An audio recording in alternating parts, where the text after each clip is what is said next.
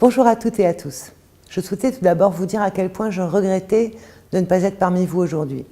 Ce festival d'automne est parmi les événements qui comptent et si je ne peux être présente à vos côtés, c'est uniquement parce que je suis en train de présenter le plan étudiant aux présidents et vice-présidents d'université. Vous le savez, les universités sont au cœur de cette réforme. Et lorsque je dis université, je parle également, bien sûr, aussi des universités numériques thématiques. L'objectif de cette réforme est clair, placer la réussite de l'étudiant au cœur de tous les sujets. Or, cette réussite, nous le savons tous, nécessite que l'on réponde à 3 questions majeures. Comment mieux orienter le lycéen?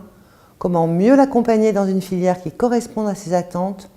Comment davantage personnaliser et diversifier son parcours lorsque de lycéen, il est devenu étudiant? Sur cette réforme, n'en doutez pas, ma détermination est totale. Elle est totale car on ne peut pas continuer ainsi à sacrifier notre jeunesse sur l'autel d'un tirage au sort absurde. On ne peut davantage demeurer indifférent au scandale de la sélection par l'échec, un échec massif, intolérable, et qui, comme toujours, touche les étudiants les plus fragiles. Pour conduire cette réforme, je sais que je peux compter sur vous.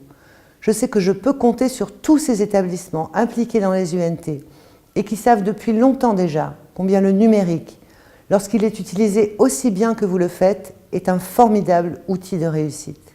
Vos réalisations, vos succès parlent pour vous. J'ai à l'esprit par exemple les Moodle Miel ou Fac de Sciences qui permettent aux lycéens de s'auto-évaluer en sciences.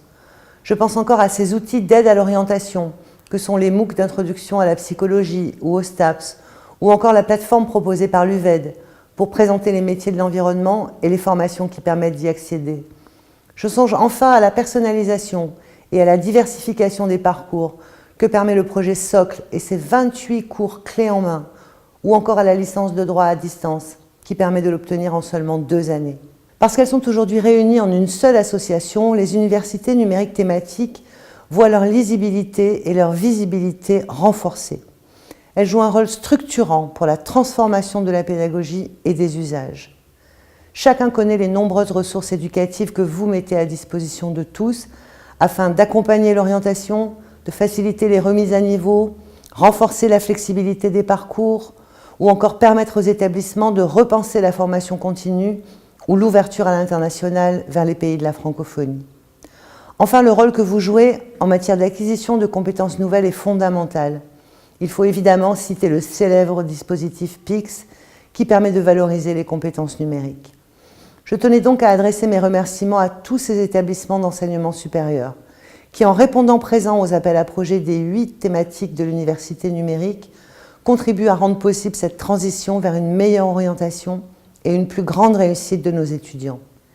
N'hésitez pas à renforcer vos collaborations avec les startups de la EdTech pour que la France prenne la place qui lui revient dans cette transformation des outils de formation. J'ai la conviction que cette journée du Festival d'automne du numérique montrera que les établissements membres des 8 UNT coordonnés par l'université numérique ont les moyens de relever les défis qui nous attendent.